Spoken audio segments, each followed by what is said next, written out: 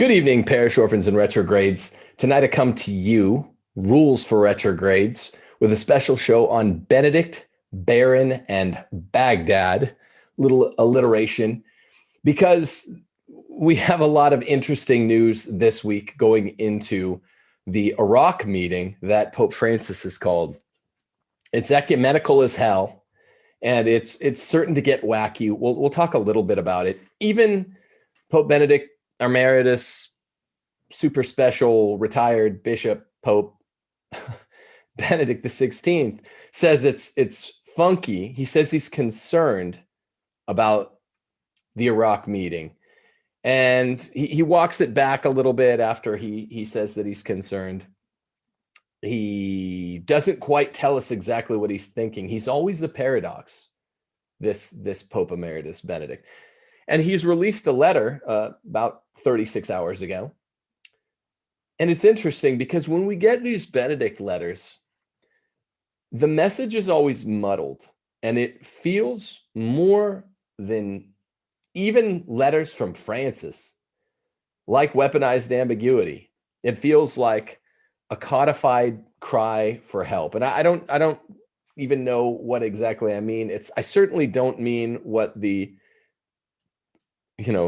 Benevicantists think. I that's not my point of view. I don't think he's actually still Pope. Sorry if you do. That's fine. I can't say I'm certain, on the other hand, that Benedict XVI is not still Pope, but I don't believe this.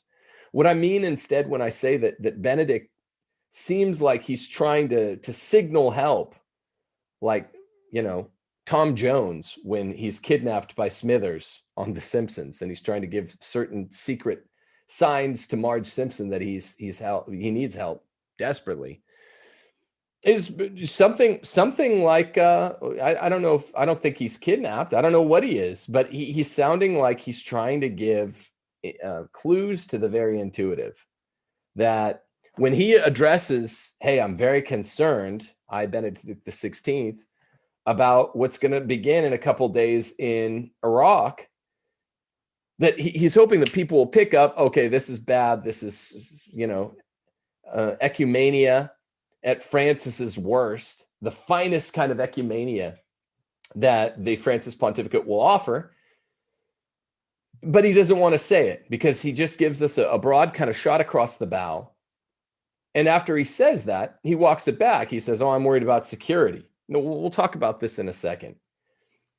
Another element of the Benedict letter that I'll talk about in more detail when I get into it is what he says about President Biden. Same formula. When you like a rock band, a lot of times you find they use the same songwriting formulas as other rock bands: verse, chorus, verse, interlude, chorus, verse, outro, something like that. That's what Benedict does. So he says this language, which is conspicuous, about President Biden and President Biden's lack of practicability regarding the Catholic faith. But then he says, well, I mean, I guess he practices the faith, after he throws it into sharp relief, sharp question. Why can't this guy just say what he means? Okay, so we'll get into this in depth. And then, of course, we've had another letter from Bishop Barron, or another written kind of counterattack, whatever you want to attain. These ridiculous passive-aggressive, glancing blow, quasi-aggressive strikebacks by Barron at supposed trads. I'll talk about all of these things after these messages. First, I did a special kind of video today for Church Militant. You can go check it out on their website, about balkanization, nullification, Catholic subsidiarity, principles like that. These all require that we move into red states together, those of us who are good, conservative Catholics, and we make our voices heard in a meaningful way. Not in some stupid symbolic speech, but rather in a meaningful way where we can take back conservative power and states' rights. Well, that's what we do simply by voting with our feet. moving from blue states. It's absurd for you to be there, guys. Do what I did. Move from a place like California or New York to a place like Mississippi or Alabama, or take your pick, Oklahoma. But get someplace where there's a bunch of people who will have your back, even if they've never met you, because they believe in the same res publica you do. In order to do this, use Real Estate for Life. Real Estate for Life, mostly Catholic run, if not Catholic, Protestant Christian, and very pro-life outfit that will help set you up with a new home and a new situation in a good red state. So their message is perfectly concomitant with mine here on Rules for Retrogrades. Move to a place where people will love you, where people will have your back. Move to a place where people will like what you have to say, where town hall meetings mean something, when a res publica, that is to say a republic, stands for one thing, a res publica, and that thing, Christ on the cross, ideally the sacraments, but we kind of have to have this ecumenism that Antonio Spadaro talked about with the Protestants. So Christ on the cross, at the very least, can be enshrined in the public square, like it is here in Mississippi, where the mask mandate is officially over within 24 hours. Real Estate for Life will help you do that. Also, go to timothyjgordon.com and click enroll for the new spring classes, Church History and Rules for Retrogrades, a right-wing community organizing class taught by moi. They're both opening in enrollment now for an April 15th start date. Both classes, they'll be evening tide classes, and they will be phenomenal. We already ran Church History. It maxed out, and people requested that I taught another section of it. Go to timothyjgordon.com and click enroll. All right, so where to begin? We got another letter from Pope Benedict XVI, emeritus, super secret, special Bishop of Rome, but not so much anymore, you know, double, triple dog dare, secret status, Pope Benedict XVI.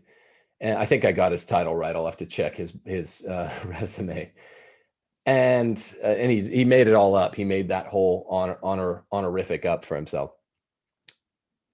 And he wrote it on the 8th anniversary of his absconding from the chair of Peter, or whatever the noun of that verb is, the nomination of that verb is rightly designated. He wrote it on February the 27th, 2021. Can you cats out there, parish orphans and retrogrades, can you guys believe that we've had 8 years since his odd resignation, where later that night lightning struck St. Peter's? Whew, it's crazy. And that means, even more unfortunately than 8 years without Benedict, we've had 8 years nearly of Bergoglio Francis. And we're going to be starkly reminded in a couple of days when he holds this wacky ecumenical Baghdad meeting, religious conference. It's going to be stupid. Get ready. Buckle up. Hold on to your hats. It'll be Franciscan, not in the good sense of the term. Not like St. Francis, like the new Francis, the new Coke. It's going to get Franciscan. So what to make of it? It's weird. Strange times are ours. You already know this. We talk about it every day, or at least 3 days a week here on Rules for Retrogrades. And I don't really need to hit the point home too much more, but I am going to get specific with some of the oddness of his letter, the weaponized ambiguity. Really quick, I want to make a note about Bishop Barron, who took, I think the same day or within 12 hours of Benedict, he took to the bit ink of the interwebs to express his displeasure with the uprising of traditionalists on the internet. Folks like myself, he'll never use my name, but folks like myself, to be sure. And a lot of people out there rightly point out, I think the names are gay. I think the names the monikers, little handles that, you know, the internet equivalent of soccer moms fashioning little personalized plates for themselves, you know, cutesy wink handles on the internet have made for themselves. I don't care what you call it. All I want to be called is Catholic to the hilt, to the bone, and to the grave. But yeah, obviously, when Barron's talking about trads that he dislikes on the interwebs, I'm one of them. Here's my only message, and then I'm moving on.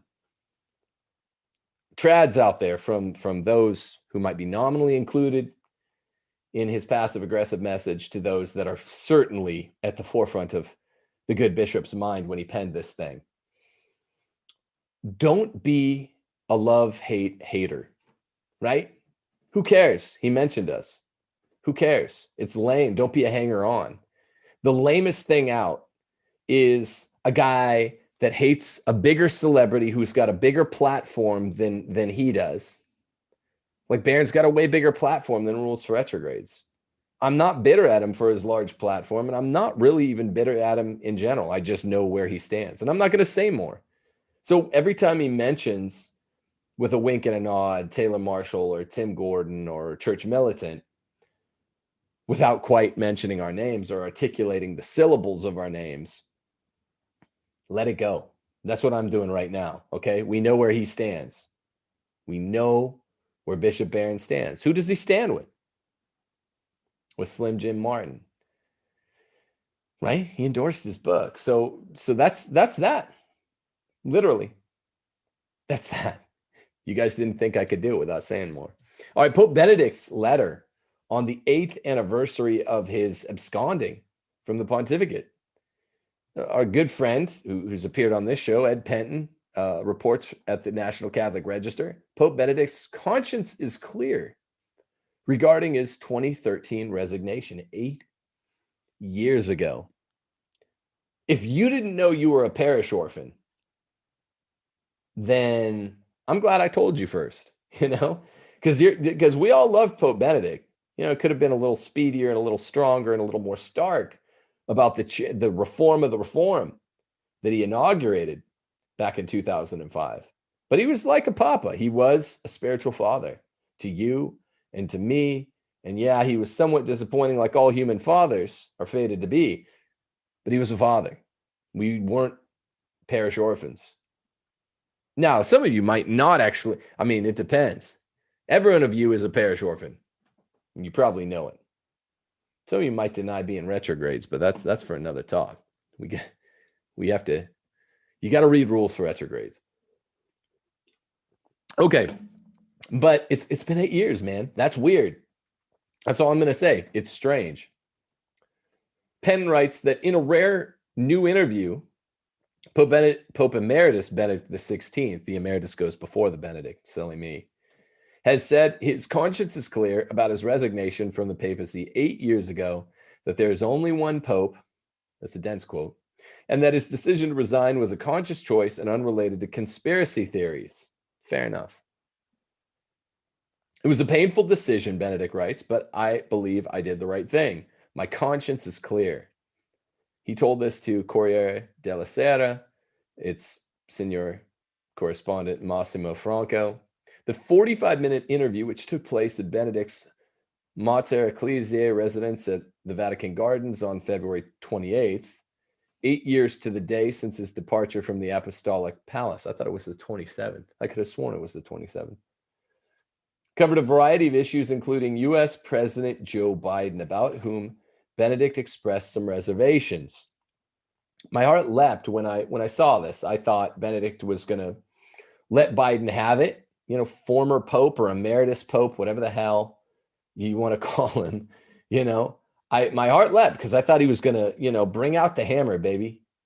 Oh, he used to get called, you know, John Paul II's Rottweiler against the pedos or I forget who.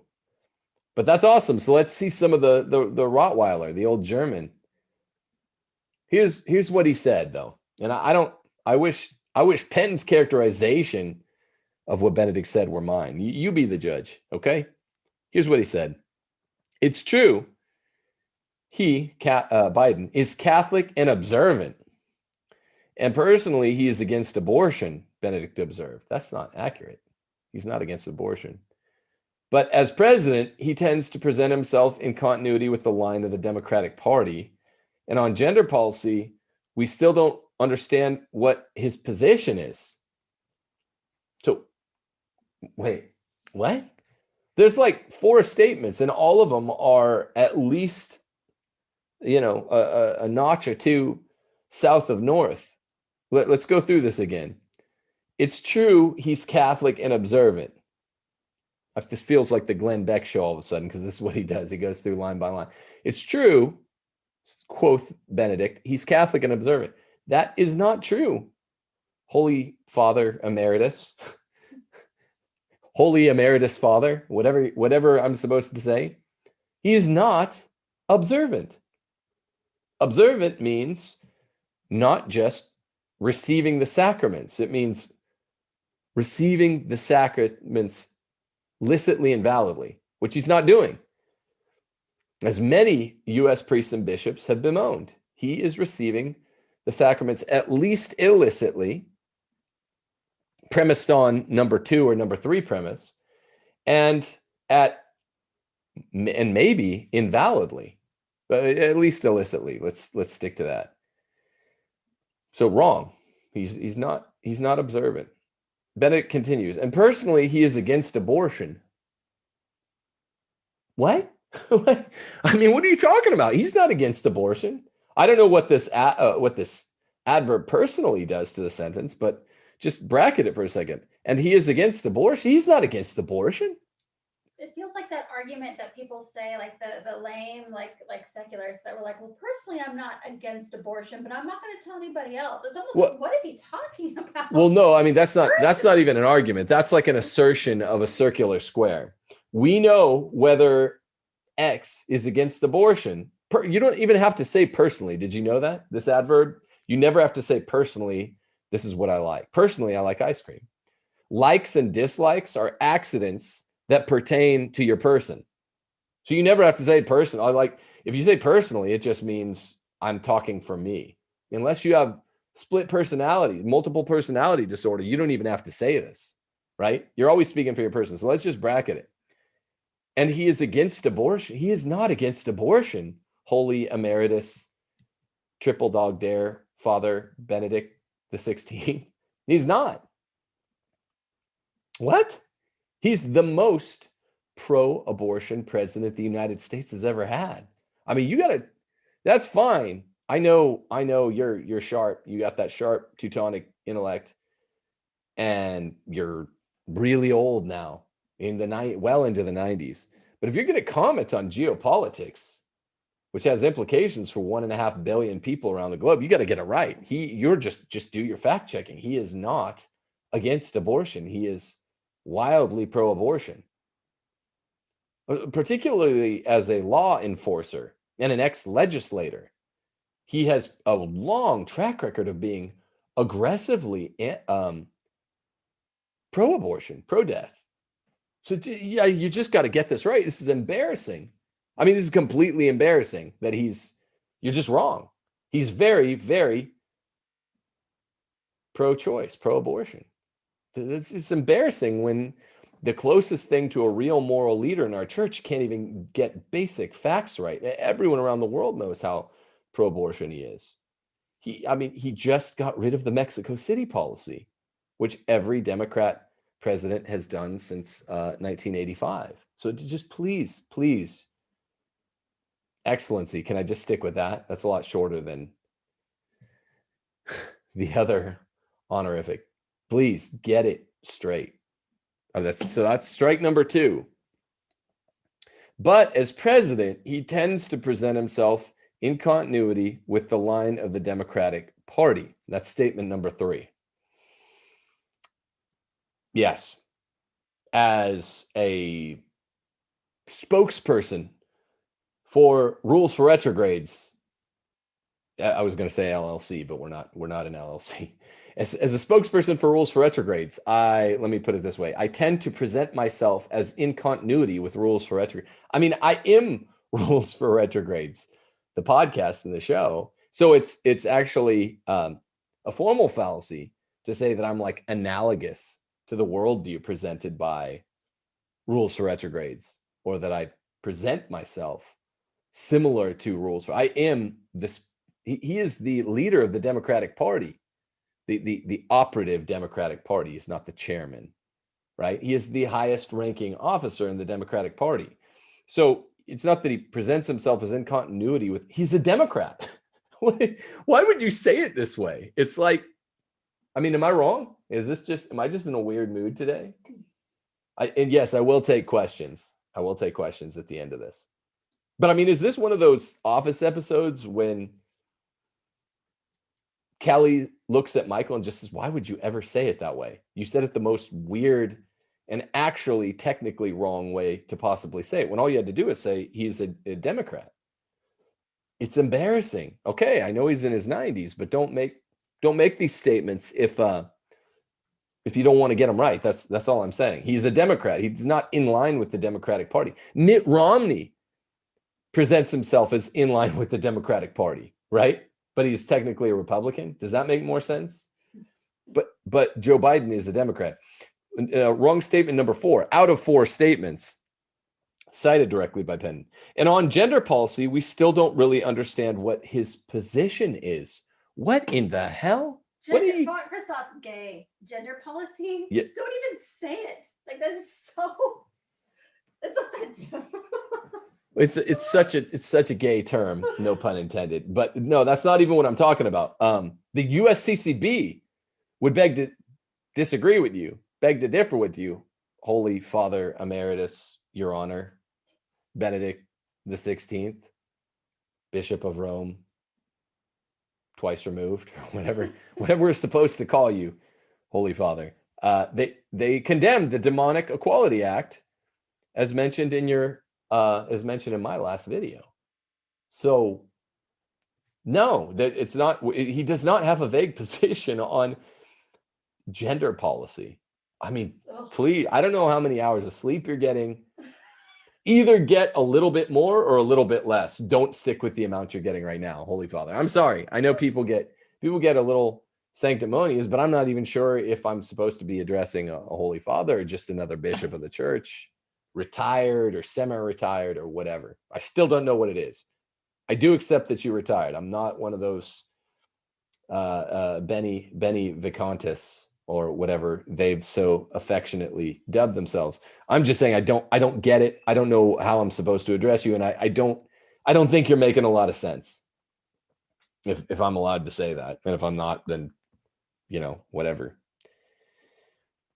Okay, so that was just a rough paragraph. That's like one paragraph of text, the one that good Ed Penton chose to quote, and it's really kind of an odd thing. Corriere della Sera, however, gave most prominence to Benedict's views on his resignation, and he's almost clear there, but there's always this paradox. They headlined the interview, Ratzinger 8 years ago, the resignation. There are not 2 popes, he said.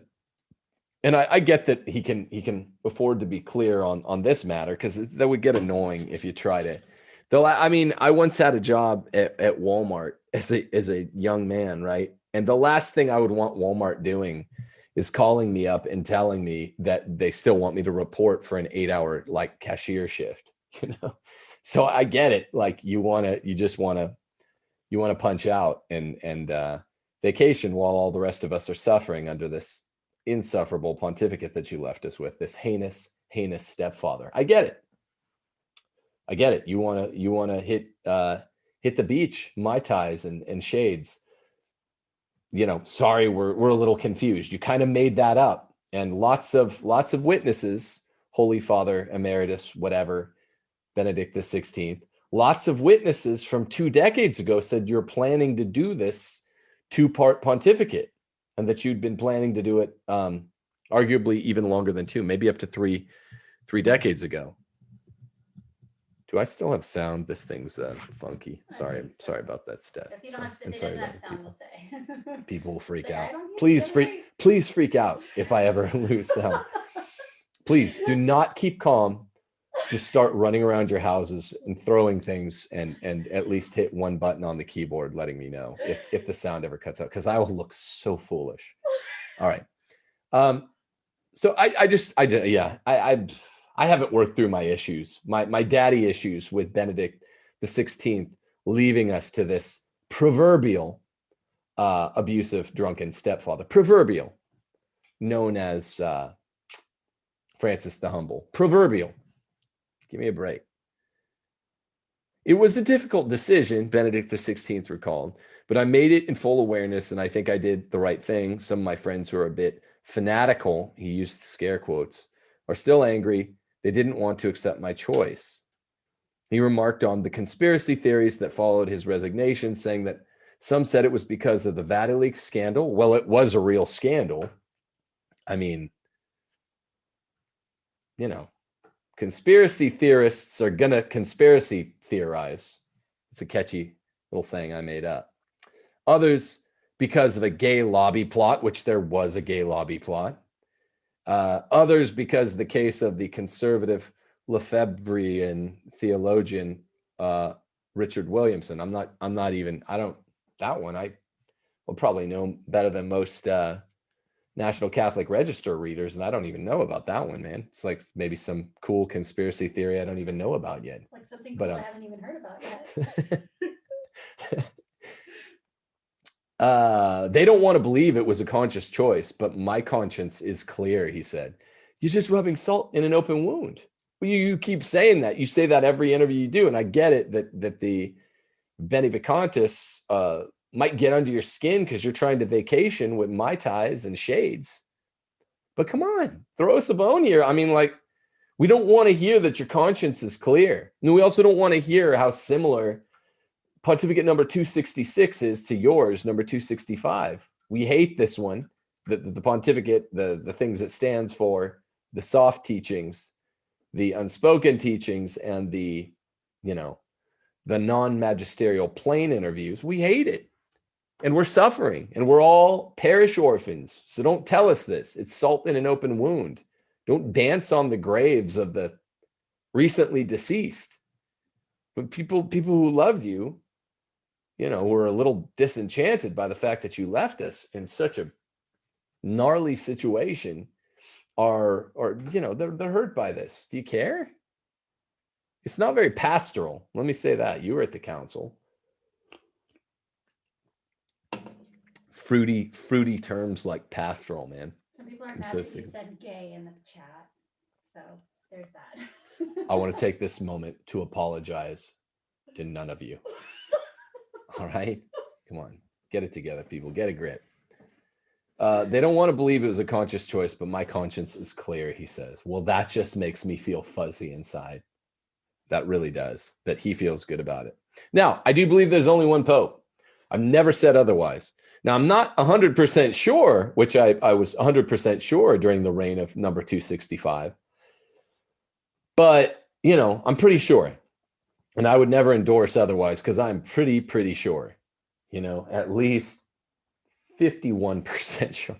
I'm kidding. More than that. 61% sure. I mean, I'm pretty sure there's only one pope. The interview also made a point of only Francis being pope. The pope is only one. Franco, the author of the I guess conducted an interview and then Ed Penton transcribed it or something. I'm not sure. Franco quoted Benedict as saying, and observed the Pope Emeritus tapping the palm of his hand lightly on the armrest as if he wanted to give the words the force of a definitive affirmation. Well, I'm glad you can give definitive affirmation to something. It was very reassuring. Very, very reassuring. This matter is of considerable frustration to Benedict, who is aware of heated debates that ensued after his election, that he may still in some way be pope. Proponents of such arguments say these have been partly fueled by Benedict's own comments, his willingness to retain many external trappings of the papacy, like the shoes and the title and all that, leading to calls by Cardinal George Pell and others for set protocols for retired popes. I mean, yeah, can we clarify? Pope Benedict doesn't even want us able to rectify the weaponized ambiguity that he set up. It's like a sprung trap, man. And especially a 2016 Rome speech by his personal secretary, Archbishop Gorgeous George Gonswine, or Georg. Not on first name basis with him, but I call him by his first name anyway. So yeah, there's a lot of stuff floating out there that would lead people to surmise. Not me. I'm not one of those people. Now, one of my heroes in the church who hasn't abandoned us, Cardinal Walter Brandmuller, one of the 4 dubia cardinals, one of the 2 who survive, along with Cardinal Raymond Leo Burke, who served as the president of the Pontifical Committee for Historical Sciences under Benedict, has been a leading critic of the resignation. Thank you. I'm glad some conservatives are out there saying WTH. Regretting that Benedict did not consult his fellow cardinals before making the decision, and that the institution of Pope Emeritus, quote, doesn't exist in all of church history and in canon law. Sure, he can make it up. He has the plenary power to do just such a thing. But also, you know, what Cardinal Brandmuller has the plenary power to do is to make the statement that up until number 266, there was never such a situation. The only other time a pope retired, or whatever the verb is, was 600 years ago when a boy pope retired after a week or 2. He'd never been in Rome before in his life, or Vatican City before in his life. He didn't know the polity. He was incompetent.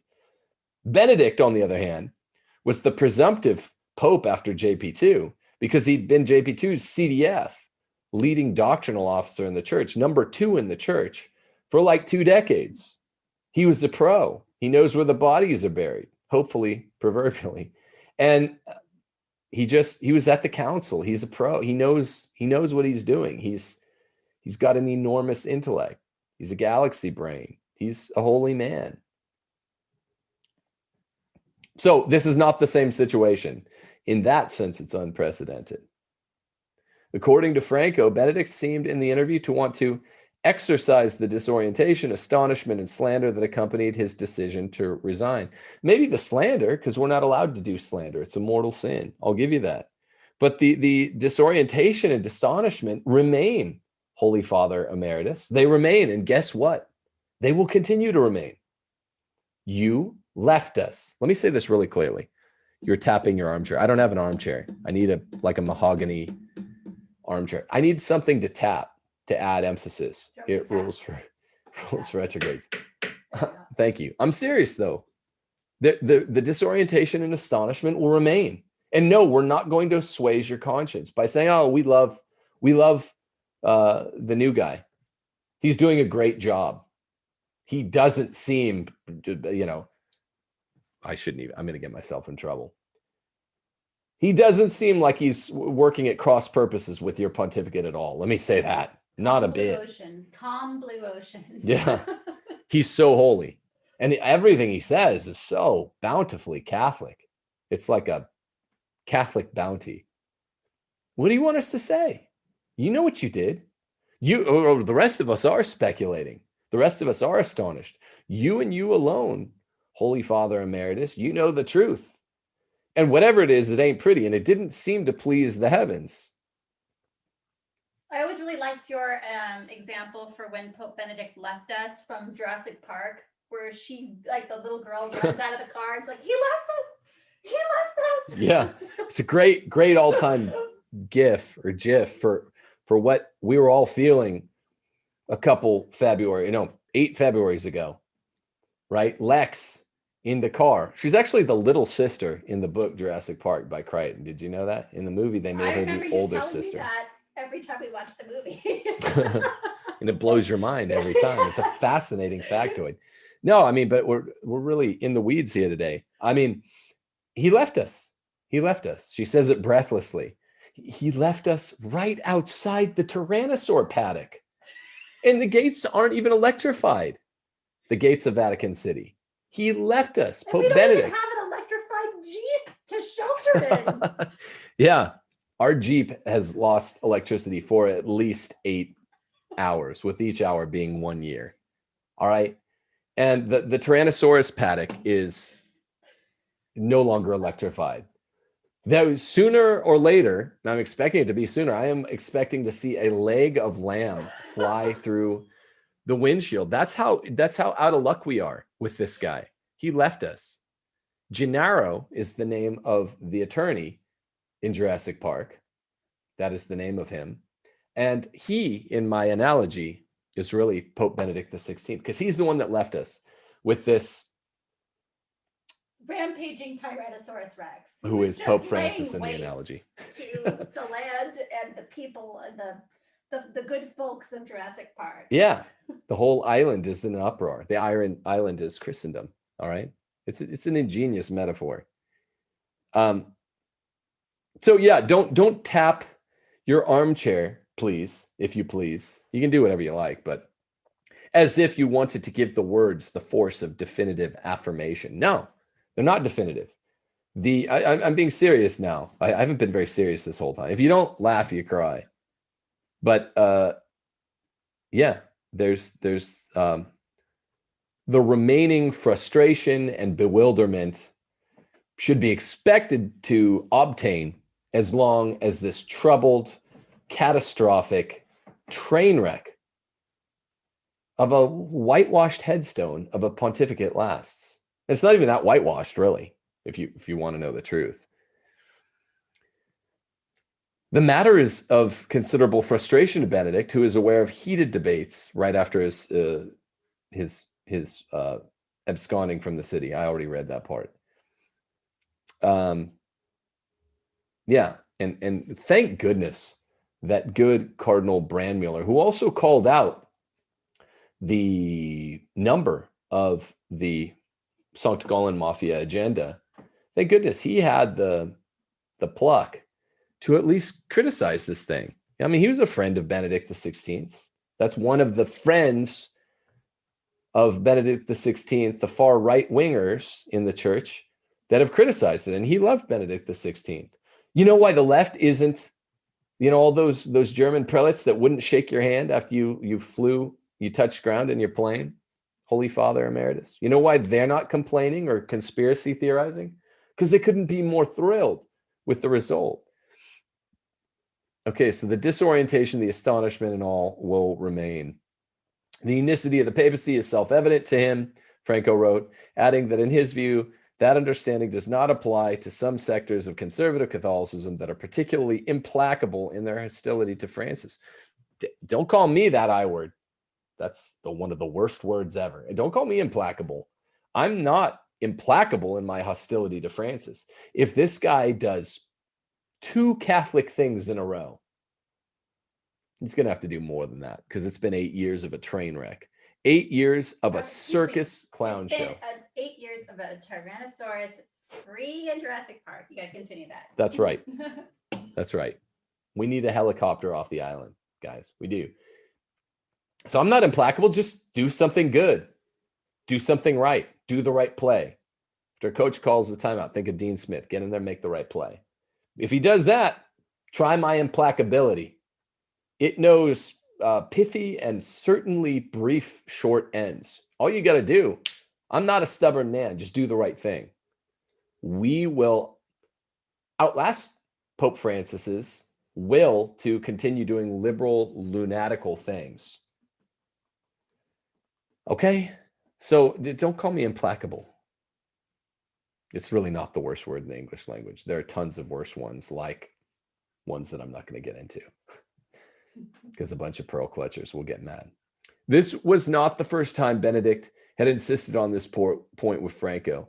He appeared to voice similar concerns when the two met in 2019, saying, "The Pope is one. He is Francis," although it wasn't clear if Benedict himself had said it or if Franco was quoting someone else. This time, however, the words seemed clear. I'll give you that. The latest interview began with a deliberate nod to commonalities between Pope Francis and Benedict XVI, as Franco described being shown Benedict's Gordini room. Now, this is a bit fishy. Listen to this, the Gordini room. So called because it houses, among other things, the complete works of the 20th century German-Italian theologian Father Romano Gordini, a favorite of both Benedict and Francis. Okay, we don't like that either. I don't like the Guardini room. I don't want to hear about it. Leave me with my remaining fond illusions of your pontificate. Benedict, can you leave nothing intact? All right, now listen to what he says. It's back to the weaponized ambiguity. He gets clear about saying, I want to rub the salt in your open wound, all you Catholic faithful. I am really out. I'm really enjoying not being Pope, and I'm really happy it's Francis in there. So that's the one thing this guy will be clear about. But then he gets back to all the weaponized ambiguity where he could still do a bit of good. On the Iraq trip is a dangerous trip. Now, I thought he was saying, this is going to be dangerously ecumenical and the like, but that's not what he said. Listen to the way that the trajectory of this comment takes a turn for the not red-pilled, the blue-pilled. But when the topic turned to Francis's March 5th to 8th visit to Iraq, which happens in 2 days, Benedict's expression becomes serious, worried, Franco wrote. Benedict said he thought it was a very important trip, but that unfortunately it comes at a very difficult time, which also makes it a dangerous trip for security reasons and for COVID. Oh my gosh.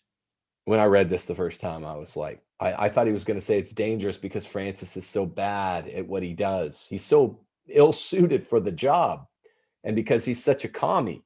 Right? I thought that's what he was going to say. Something good, say anything good, do anything good. But no, he's talking about the beer bug. I just can't, I don't know what to do. Should I get up and leave and then tell you guys clearly that I just got up and left in the middle of the show and that my conscience is clear about it? He says this, and then there's the unstable Iraqi situation. I will accompany Francis with my prayers, he said.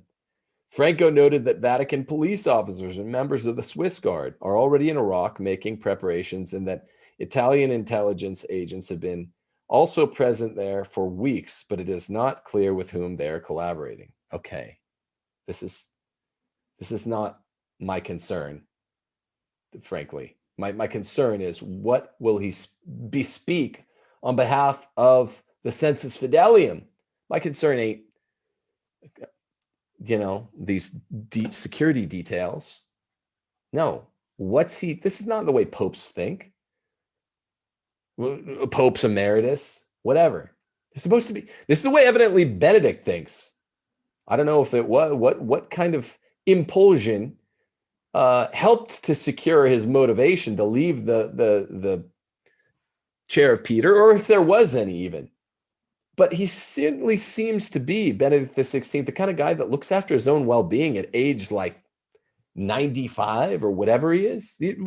What? And Francis is nearly 90.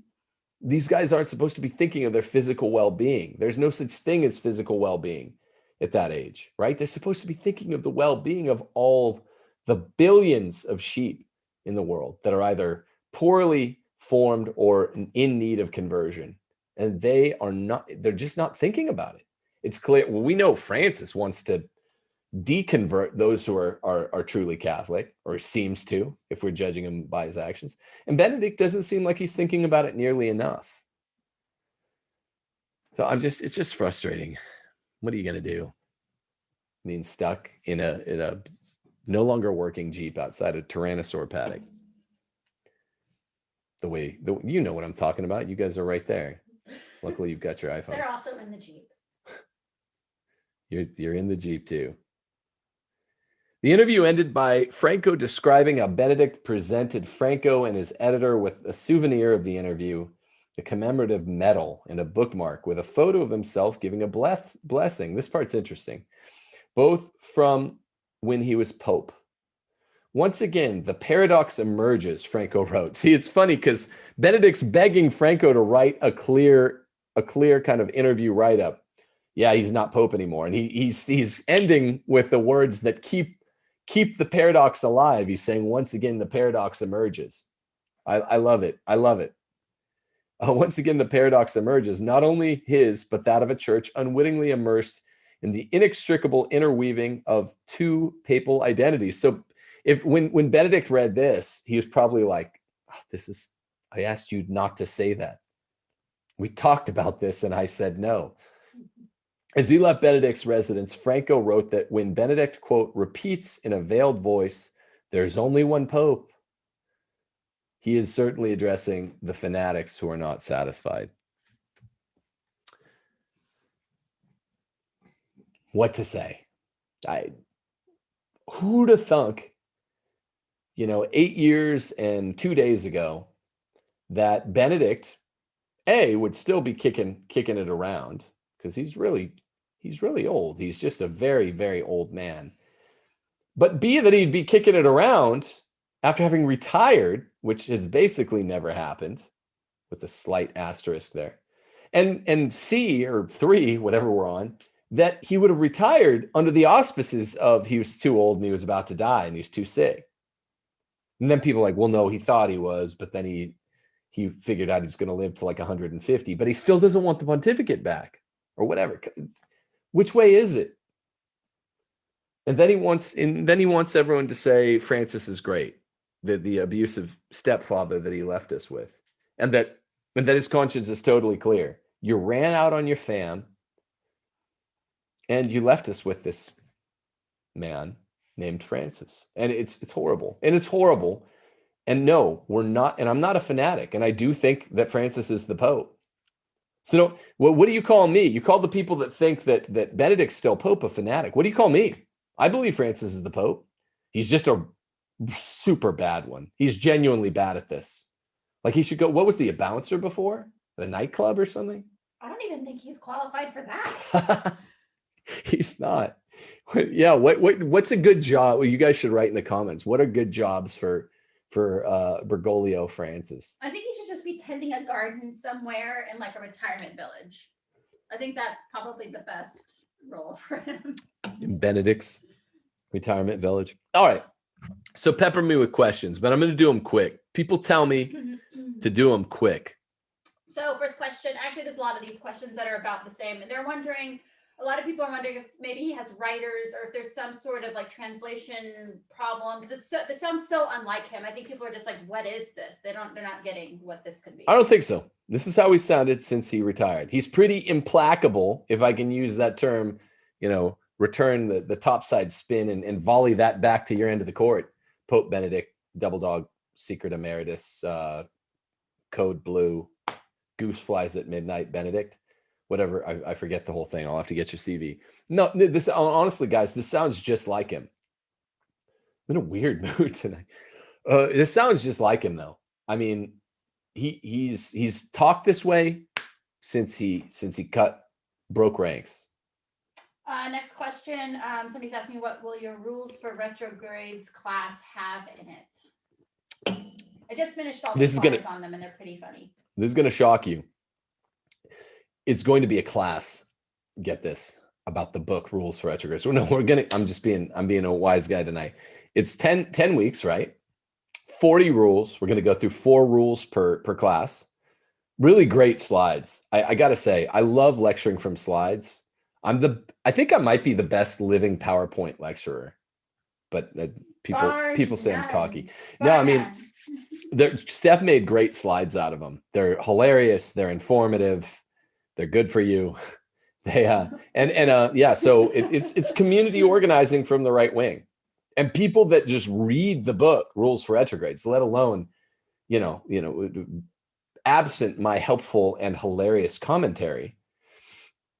In this class, they say they used the rules and they started winning arguments with their, stupid whatever. Well, you're going to have a lot of personal stories too about some of the rules. A lot of these rules, Tim has some funny anecdotes for, and so it's going to be fun. Yeah, I will show you the key to my heart. You can it's a heart key, and you're going to hear some hilarity, little pieces of Gordon trivia, and it's going to be a grand old time. I'm serious. It'll be a great class. And if you haven't read the book, this is the perfect way to read it. It's going to be a lot of fun. So, excellent question. Somebody's saying, again, I think they missed that one, but they said Chance Benedict is being used or threatened. There's always a chance he's being used or threatened. That it doesn't quite necessarily require that he's still Pope. I think it's a much greater chance that he's being used or impelled when we talk in Aristotle last night about the difference between impelled and compelled. From speaking as mindfully, but I do believe he's not Pope. But who knows? Now I'm just saying what I believe. I'm going to talk like what the substantial certainty dictates. So I do speak as if Francis is Pope, but I don't know. It's not something I'm 100% sure of. Well, on the other hand, to be a little bit fair to the Benny Vicantists out there, it's a totally sui generis situation. Sui generis situations, one of a kind, unprecedented, unique historical arrangements are going to produce this kind of speculation for a reason, because it is not beyond the realm of possibility.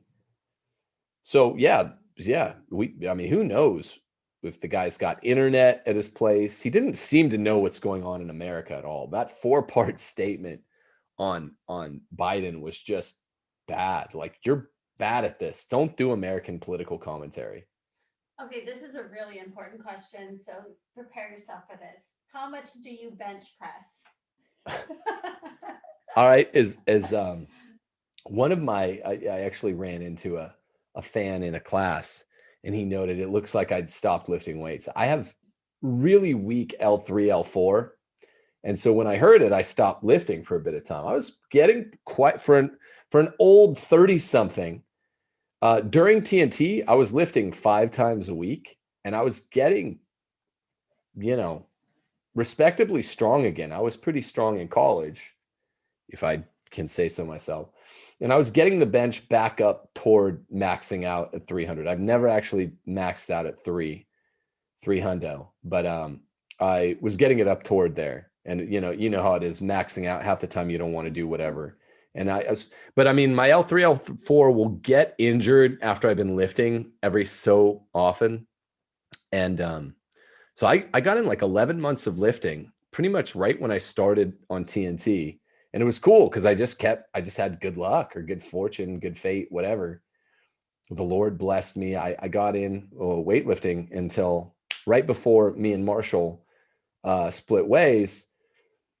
I did hurt it, which is like an eventuality. And I didn't lift for almost a year. Then I started again this past fall of 2020. And then I was getting hurt. It was starting to get really sore the more I did it. And so I only got 3 or 4 months in when we first moved to Mississippi. I'm going to start up again and just work toward that next back injury. Just really work very hard for the next crippling back injury. Yeah, I'm 6'1". I'm, whatever regular build. So I'm not 300 pounds. So the bench 300 has always been a goal. I always get up toward that and then then the back gives out and I drop off. Your back freaks out. I think my max all time is 275. I think I hit 275 and I repped it like 3 times. And then I ran out of weights at that bench I used to have at my apartment before we got married. So, yeah. Somebody's asking if you can get in touch with Dr. Peterson or even Dave Rubin. What would you like to talk to them about? Oh, you know what? Convert those guys, convert those cats. That's the thing. I wanted to get, that's it, man. That's what I care about. I mean, maybe I don't say it as much, how evangelical I am. I just don't sound evangelical in the same way that most Catholic or Protestant cats sound evangelical. That's always my goal. I always have an angle and I want to convert those dudes. I mean, I'm serious. I'm not serious. That's basically all I'd want to do. And I have my back roads of doing it. A lot of them, I convert them by showing them what a Catholic Republic America is. And then they're just interested in the intellectual history. And then they see, oh, Protestants don't rightly even believe in the natural law. And then I hit them with some of the boom, boom, boom, boom, boom. You can't really have Jesus without having the sacraments. You're actually denying his only real presence on earth, making a kind of Christological paradox.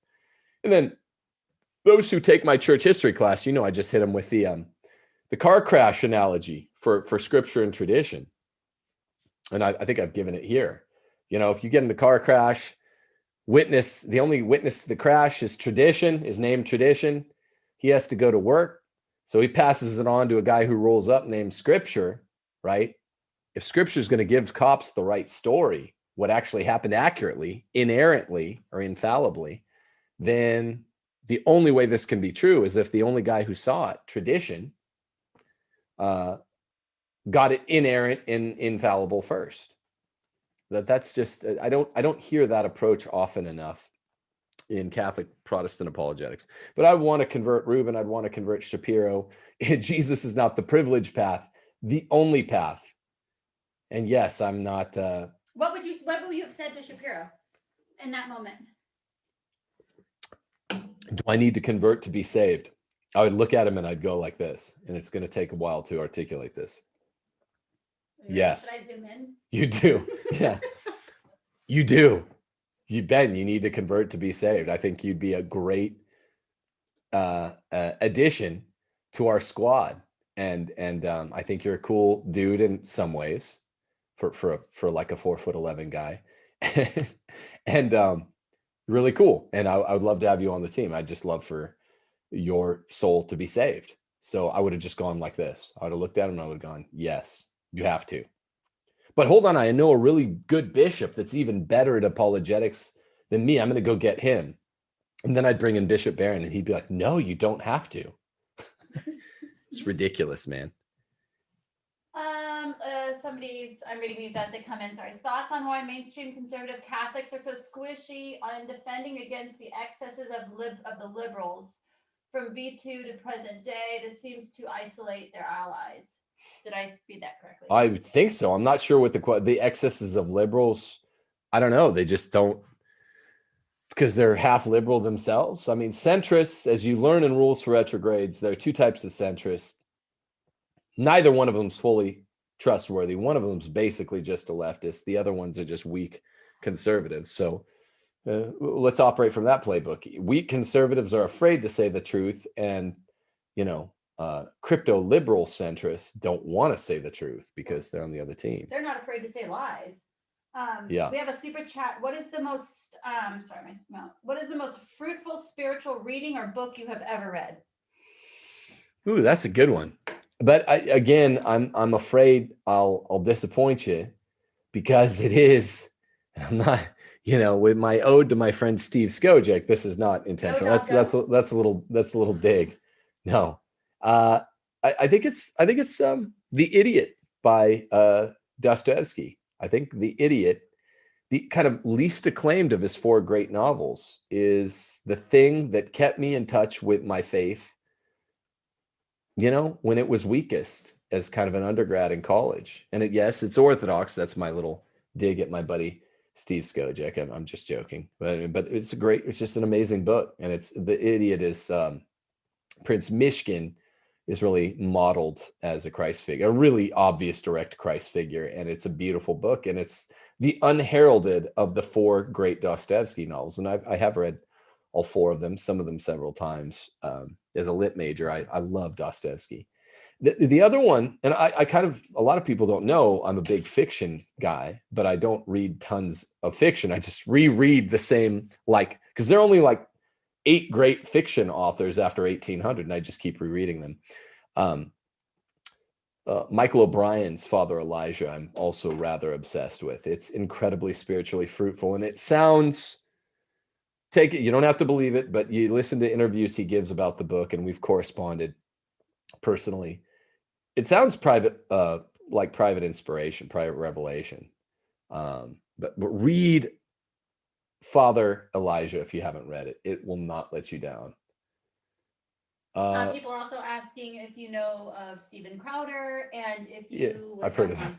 Yeah, Stephen Crowder. Yeah, I'd love to have him on. I'd love to have Stephen Crowder on, debate some Catholic Protestant stuff. I mean, he's of course I know who he is. Would I have Fuentes on the show? I think he's being investigated by the feds. I mean, I'm not against it. People ask these things, like someone asked him, would he have Tim Gordon on the show? And he was like, yeah, I mean, we're both Catholic, and there's some stuff we talk about. We disagree about some, we agree about some. I think I don't know. This sounds like one of those, taking a jab. I think he's in a weird situation now with the, what happened in January. I'm not totally sure. Really?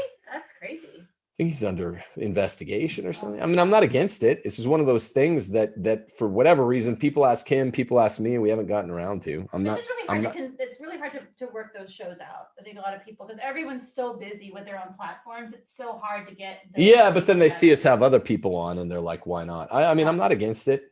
I'm open to the idea. Let's see. Whatever. People always ask that, like I'm going to say like yes or like no. Sure. Would you talk with Jay Dyer? Well, that's a little different. That's a bit different. Should we tell them what happened there? Everyone knows what happens. He uses the same formula.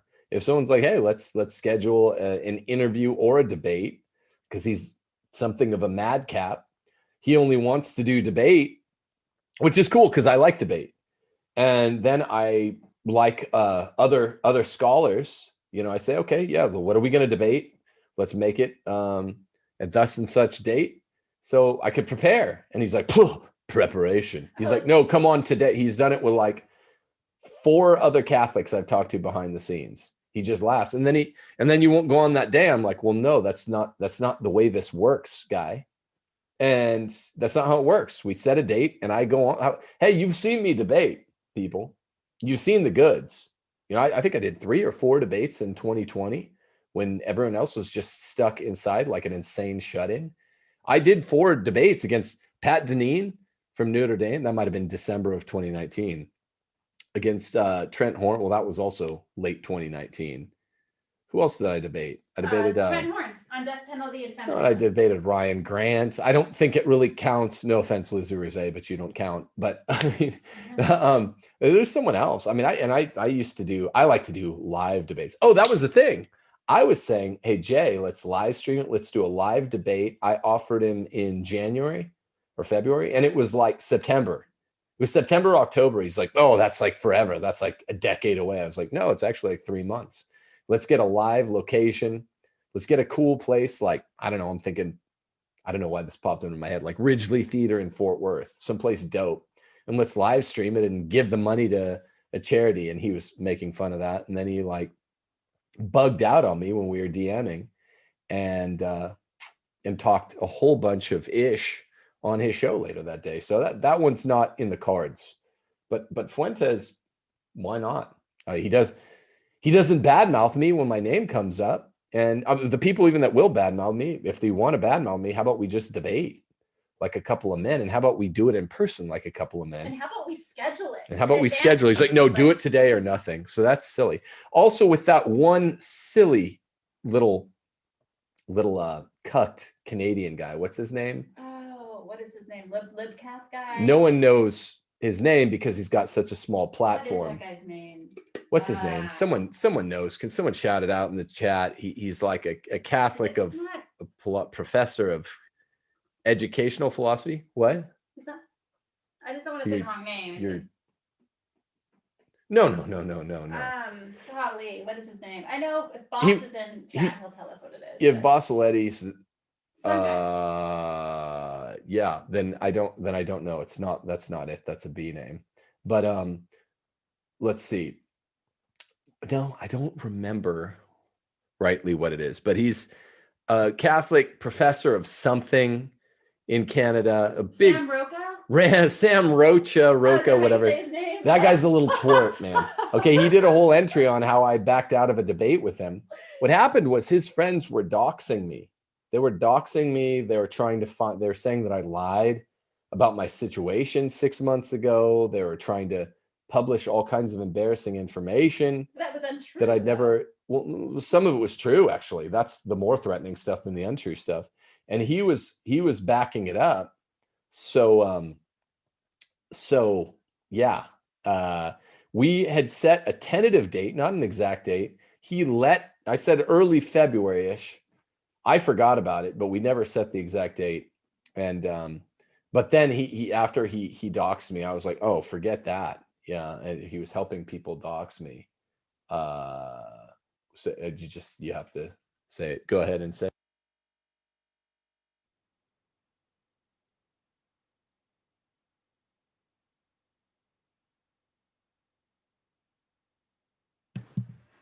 I'm not sure. I'm not sure what Steph is telling me here, but yeah, he was basically friends with people that were doing hardcore doxing campaigns, and he's a little platforming. Look how many unfortunate, mirthless souls follow him on Twitter.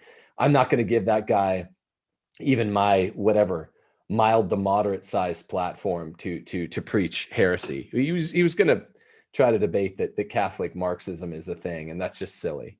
So no. I mean, what? Let me see here. Let me look for. I don't see any more questions. I'm not sure what that is. There's not anything that's embarrassing. That's true is that I slipped on ice in front of a school or something. I don't know what I'm.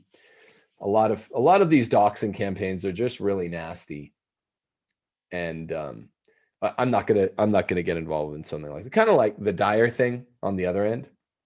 At least Jay Dyer is a conservative, for heaven's sakes. But it's like, yeah, I mean, look, I'll talk to anybody that if they can be respectful. And I mean, maybe they're not even respectful of others, but you got to be respectful of me to come on my show. And so people are asking about hot numbers or hot issues like Fuentes. Oh yeah, I'll consider any of that because the guy doesn't trash me when my name comes up. But somebody's asking you what your favorite concealed carry is. So I use a little Smith and Wesson shield. Somebody is saying that Nick Fuentes said that he doesn't know if he's under investigation or not. Yeah, I know. I'm not. So this is what I mean. People, you get these people annoyed. Whatever. If he isn't, then fine. Don't get your information from me. I don't follow him that closely. I just thought I heard that. Don't take it out on me. I'm not. If he's not, then he's not. But my answer stands. I'm open to that. 100%. It's just don't freak out if it doesn't happen. These things tend to go slowly. What I want to know is, when is Deontay Wilder having part 3 against Tyson Fury? Any boxing, like higher ups in the boxing promotional world know that? And after that, for heaven's sakes, when is Tyson Fury going to fight AJ? Okay, so if we're getting on little research projects, let's get those 2 fights to happen, man. Somebody's asking what your stance is on shorts, and they're laughing. Is it one of those? No, they're guys? laughing. I think they're Shorts are amazing. I wish I was married in shorts. Not really. Not board really. Shorts. Yeah. Board shorts. Yeah, board shorts. Yeah, I love shorts. We'll I lose love like shorts. 25,000. Takes a real man to wear shorts. Okay. God bless you if you're in shorts right now. Okay. Half the time, even if I have like a fancy guest on, like a bishop, or I don't know what's fancier than a bishop, I'll put on like whatever, a little like vest or something hobbity. And I feel kind of gay in that.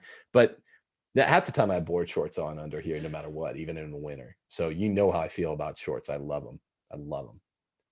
You're Californian. You live in board I'm embarrassed by it, but I'm a native Californian. And you know this.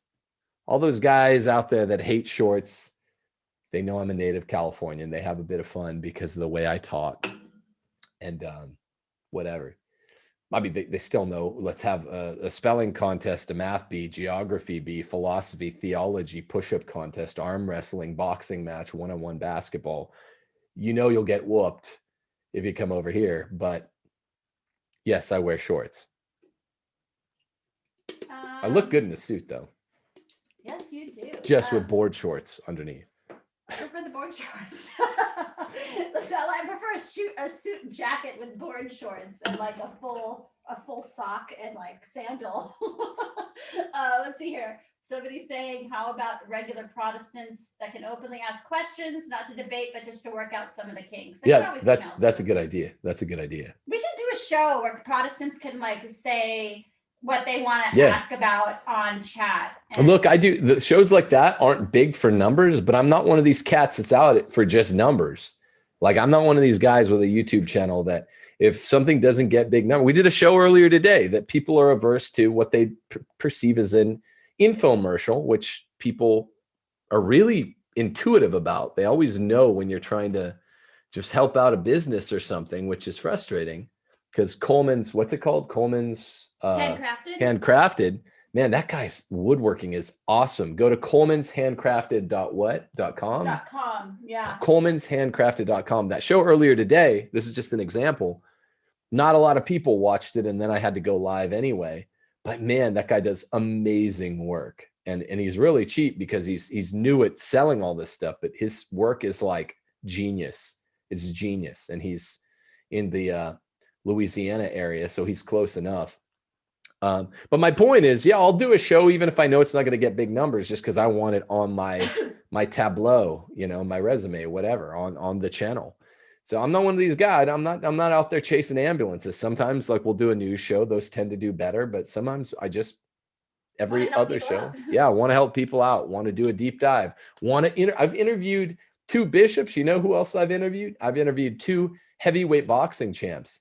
And what's pathetic about the Catholic world is those are my 2 least viewed shows, with Buster Douglas and Bone Crusher Smith. Those was a proud moment for me, man.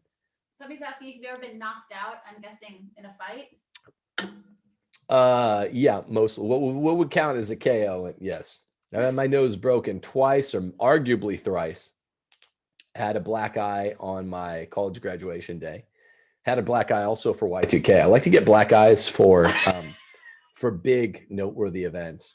But I've done some damage too, though, man. I don't know if I've ever actually been out, but I've had, yeah, lots of stitches, lots of black eyes. I've done damage too, though, with these things. Yeah. Oh my goodness, it's getting away from us. People are asking about your tattoo and if you get another one.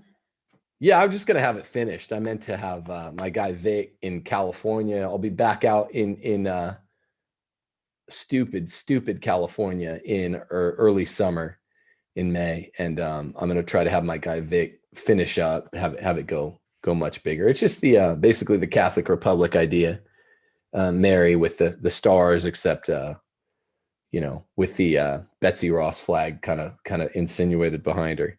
Someone's saying, would you consider doing a 2-hour class, either philosophy or church history, for an affordable price? Again, if Sure. Somebody's interested in the classes and you can't afford it, there's a financial assistance thing on the site. Just email us. Basically, just tell me your sob story and I'll like help you out. If I think you're telling me the truth, then whatever. I mean, you can ask people about that. I like to help out. That's the thing, man. You might look. Some people watch this show just to troll. You might not like me. I'm saying what I believe up here.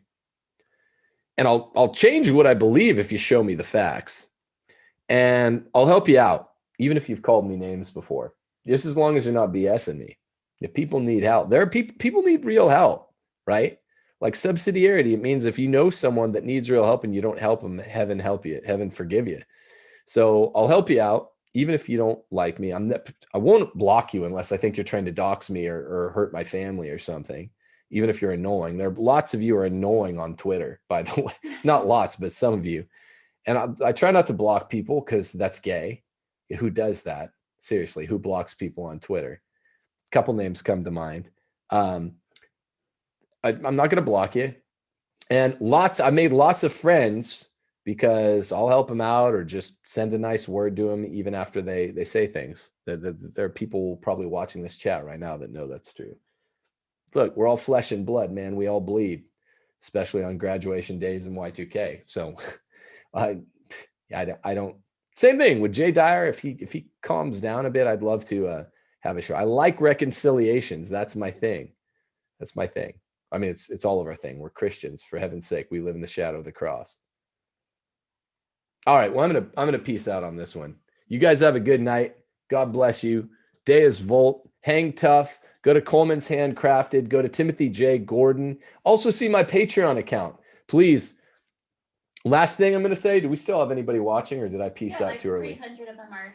Yeah. So here's the thing, people. I told you that the battle was coming. I don't want to sound like a victim, but the assault on our feminism book is real. Okay. I'm making a special announcement here. I wasn't going to be sanctimonious and gay about it, but here's the thing. We're having trouble getting the book out with the publisher. We're having trouble. Okay. Because already it's pre-doxed. There's already stormy, heavy weather about the feminism thing. Look at Carrie Gress for TAN. She wrote that book, and that book is much softer on feminism than we are. And Facebook and Instagram, like Bander, our book is way more devastating to feminism than Carrie Gress's book. Oh, by far, yeah. Oh, it's just 700 footnotes. We're having a hard time getting it out. So how you can help, not to panhandle. I don't like doing it, but you can help by seeing to the Patreon account. We might end up self-publishing this thing. I'm not saying there's a direct correlation. Just Patreon account is always how you can help, or take a class. You know, you get some goodies with the Patreon account, but you get a service kind of goodie with the class. You get goods and some lesser services with the Patreon account. But we always just need resources, because this is what we're doing now. This is the enterprise. And we got lots of good things happening. I'm writing or editing or just awaiting the publication of 3 books, as I'm going to soon hopefully be moving into the dissertation phase of my doctorate. So I'm a busy guy. I do 3 podcasts a week. I'm taking 3 classes. I'm teaching 3 classes, and I do these 3 podcasts a week. And I've got 3 books that need to either be written or completed or published. Patreon, my Patreon page is where you can help if you want goods or services, a business exchange. Lots of people over the past year were amazingly donative. That's not a business enterprise. That's just where you donate because I lost my job. That was amazing. That people don't, Patreon, that was then. This is now. Patreon is the main way. And I had a Patreon account then too. By the way, thank you again so much, all of you. Thank you all so much. Thank you so much. You guys are actually amazing. So I kid around a lot, and I say things, but people that have irritated me on Twitter, a lot of them showed up. People that I've irritated on Twitter, a lot of them showed up. So we just appreciate it. But the Patreon account it doesn't feel like panhandling as much as actual charity, because it is a business exchange. And so are the classes on timothyjgordon.com. But that's how you can help. Pray for, at the very least, pray for the feminism book, No Christian Feminism, to come out. It was due out in April. I was seeing it on Walmart.com, and then we hit a big snag with the publisher. I'm not sure what's going to happen. I'll give you news on that as soon as I have it. But Patreon is how you can help. Thanks a million.